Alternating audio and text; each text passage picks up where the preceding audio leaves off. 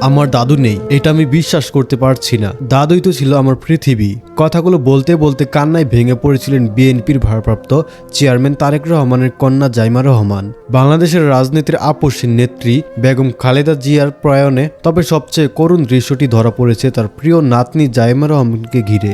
দাদুর শোকে কেঁদে কেঁদে এখন প্রায় পাগল প্রায় অবস্থা তার।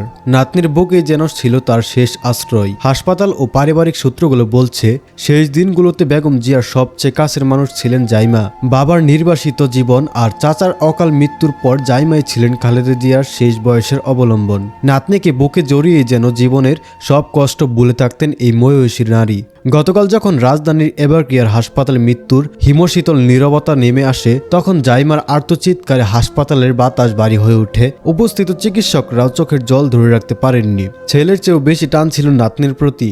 পারিবারিক মহলে পরিচিতরা বলছেন তারেক রহমানের চেয়েও যেন নাতনি জাইমার প্রতি বেগম জিয়ার টান ছিল কয়েক গুণ বেশি। প্রবাসী জীবনে জাইমার ছিলেন দাদুর সঙ্গে ভিডিও কলে কথা বলার একমাত্র আনন্দ। দাফনের আগে দাদুকে শেষবারের মতো জড়িয়ে ধরে জাইমার সেই হাউমাউ করে কান্নার প্রমাণ করে দিয়েছে এই সম্পর্ক কেবল রক্তেই ছিল না, ছিল আত্মার। মা হারানোর বেদনায় তারেক রহমান যখন নিথর পাথরের মতো বসে আছেন, তখন জাইমা যেন দাদুর মরদেহর পাশ থেকে বিলাপ। রাজনীতির ধোঁয়াশা বনাম পারিবারিক বিলাপ। বেগম জিয়ার মৃত্যু নিয়ে রাজনৈতিক মহলে যখন মৃত্যুর সঠিক সময় নিয়ে রহস্য ও বিতর্ক দানা বাঁধছে, তখন পরিবারের ভেতরে চলছে শোকের মাতম। জাইমা রহমানের এই করুণ দশা দেখে সাধারণ মানুষের মনের প্রশ্ন জাগছে, রাজনীতির এই নিষ্ঠুর খেলায় শেষ পর্যন্ত কি একটি পরিবারকে তিলে তিলে শেষ করে দেওয়া হলো? তারেক রহমানের আবেগঘন সেই বার্তা। তার মা ছিলেন পরিবারের আলোকবর্তিকা, আর সেই আলোকবর্তিকায় সবচেয়ে বড় ভক্ত ছিল জাইমা।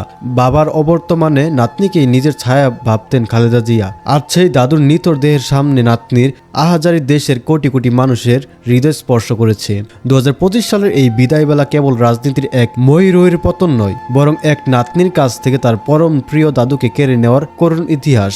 খালেদা জিয়া চলে গিয়েছেন, কিন্তু জাইমা রহমানের এই কান্না যেন আমাদের বারবারই মনে করে দিচ্ছে শোকের কোনো সীমা নেই। আর হারানো স্বজনের শূন্যতা কোনো রাজনীতি দিয়ে কখনোই পূরণ করা যায় না। তো প্রিয় দর্শক, এই ছিল আমাদের এখনকার আপডেট। এরকম প্রতিনিয়ত আপডেট পেতে হলে আমাদের এই ছোট্ট চ্যানেলটি সাবস্ক্রাইব করে আমাদের পাশেই থাকবেন। ধন্যবাদ সবাইকে। আল্লাহ হাফেজ।